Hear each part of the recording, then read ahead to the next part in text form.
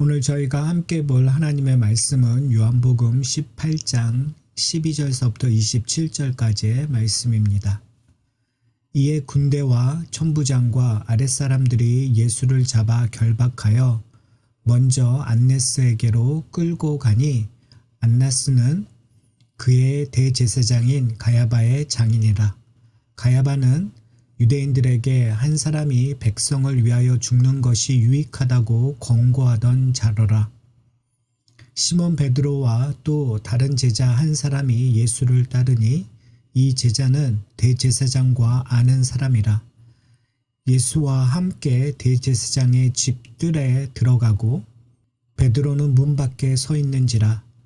대제사장을 아는 그 다른 제자가 나가서 문 지키는 여자에게 말하여 베드로를 데리고 들어오니 문 지키는 여종이 베드로에게 말하되 너도 이 사람의 제자 중 하나가 아니냐 하니 그가 말하되 나는 아니니라 하고 그때가 추운 고로 종과 아랫사람들이 불을 피우고 서서 쬐니 베드로도 함께 서서 쬐더라. 대제사장이 예수에게 그의 제자들과 그의 교훈에 대하여 물으니 예수께서 대답하시되 내가 드러내 놓고 세상에 말하였노라. 모든 유대인들이 모이는 회당과 성전에서 항상 가르쳤고 은밀하게 아무것도 말하지 아니하였거늘 어찌하여 내게 묻느냐. 내가 무슨 말을 하였는지 들은 자들에게 물어보라. 그들이 내가 하던 말을 아느니라. 이 말씀을 하심에 곁에 섰던 아랫사람 하나가 손으로 예수를 쳐 이르되 내가 대제사장에게 이같이 대답하느냐 하니 예수께서 대답하시되 내가 말을 잘못하였으면 그 잘못한 것을 증언하라. 바른 말을 하였으면 내가 어찌하여 나를 치느냐 하시더라. 안나스가 예수를 결박한 그대로 가야바에게 보내니라. 시몬 베드로가 서서 불 쬐더니 사람들이 묻되 너도 그 제자 중 하나가 아니냐. 베드로가 부인하여 이르되 나는 아니라 하니 대제사장 중 하나는 베드로에게 귀 잘린 사람의 친척이라. 이르되 내가 그 사람과 함께 동산에 있는 것을 내가 보지 아니하였느냐. 이에 베드로가 또 부인하니 곧 닭이 울더라. 오늘 본문은 대제사장 안나스가 불법으로 예수님을 신문하는 장면과 베드로가 예수님을 3번 부인하는 사건을 함께 기록하고 있습니다. 성경은 불법으로 신문하는 유대 지도자들의 악한 마음을 지적하고 있습니다. 죄가 없으신 예수님께서 돈으로 대제사장 직분을 산 자에게 신문을 당하고 계십니다. 그들은 자신들의 유익과 욕심을 위해 살았던 자들입니다. 성경은 그들의 모습을 이렇게 설명합니다. 가야바는 유대인들에게 한 사람이 백성을 위하여 죽는 것이 유익하다고 권고하던 자러라. 자신의 욕심 때문에 예수님을 죽이려고 하는 대제사장들의 마음을 엿볼 수 있습니다. 그러나 예수님은 인간의 술책으로 죽으신 것이 아니라 하나님의 사랑에 순종하심으로 스스로 십자가에 달려 죽으셨다라는 것을 기억해야 합니다. 제자들이 도망갔다고 표현하는 공간복음과 달리 요한복음에서는 제자들을 떠나게 할 것을 용납하라고 예수님께서 명하셨습니다. 아마도 베드로는 동산을 떠난 후에 다른 제자와 함께 예수님의 뒤를 쫓아갔던 것 같습니다. 왜 베드로는 예수님을 뒤늦게 쫓아갔었을까요? 마태복음 26장 56절을 보면 그는 결말을 보러 쫓아갔다고 적혀 있습니다. 아마도 베드로가 뒤늦게 예수님을 쫓았던 이유는 예수님을 결코 떠나지 않겠다는 자기의 고백 때문이었을 것입니다. 말고의 길을 다시 붙였던 예수님께서 아무런 저항 없이 잡혀가시는 것을 보고 베드로는 예수님께서 다른 계획을 갖고 계실 것이라고 확신했을 것입니다. 베드로가 기대했던 결말은 예수님의 더 큰 기적일 것입니다. 여러분은 세상을 살면서 예수님을 향한 어떠한 기대를 갖고 있습니까? 최상의 것을 주시는 하나님을 믿기 때문에 이 땅의 최상의 것을 기대하고 있습니까? 모든 것이 협력하여 선을 이룰 것을 기대하고 계십니까?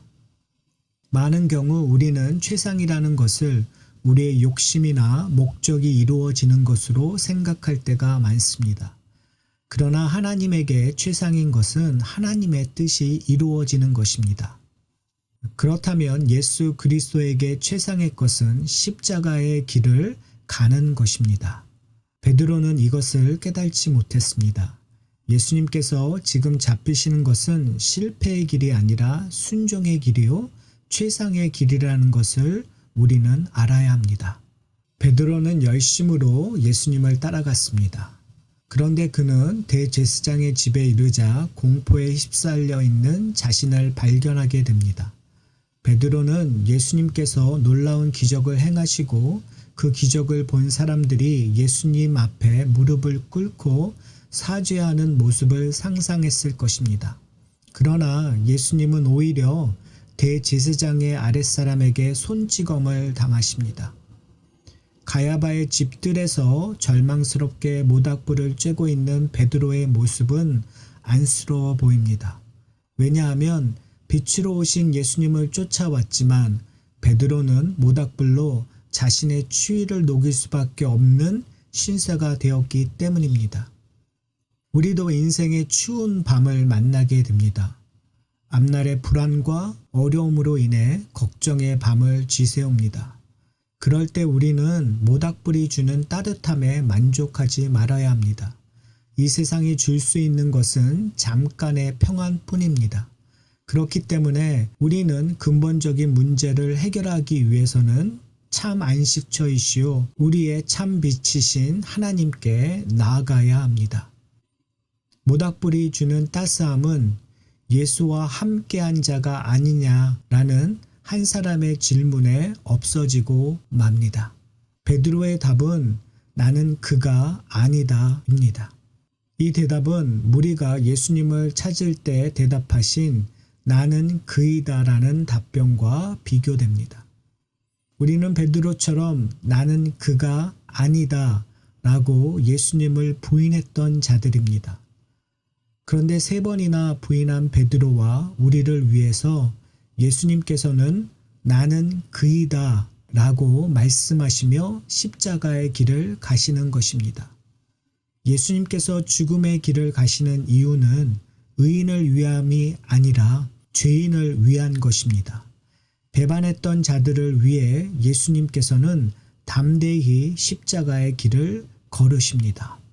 그러므로 모든 그리스도인들은 27절에 기록된 것처럼 닭 우는 소리를 들을 수밖에 없습니다. 우리의 힘으로 알았던 감정, 지식, 경험도 결국은 우리를 배반의 길로 인도할 것입니다. 우리의 능력으로 힘으로 하나님을 선택할 수 없고 믿을 수도 없습니다. 오직 하나님의 은혜가 주어져야 닭이 우는 소리를 들을 수 있고 우리의 무능력을 고백할 수 있습니다. 베드로는 닭이 우는 소리를 들었을 때 예수님의 예언을 생각하게 되면서 자신이 붙잡아야 하는 것이 자신의 경험, 감정, 지식이 아니라 오직 예수 그리스도라는 것을 알게 된 것입니다. 사랑하는 성도 여러분, 배신하지 않으려고 노력하지 마십시오. 예수님께서는 제자들이 배신할 것을 아시면서 그들의 발을 씻으셨습니다. 그래서 하나님의 사랑을 기억해야 합니다. 예수님의 신실하심을 기억해야 합니다. 예수님께서 우리의 죄와 배신을 짊어지시고 십자가의 길을 걸어가신 것입니다. 그래서 예수님의 공로로 말미암아 우리가 영생을 얻은 것입니다.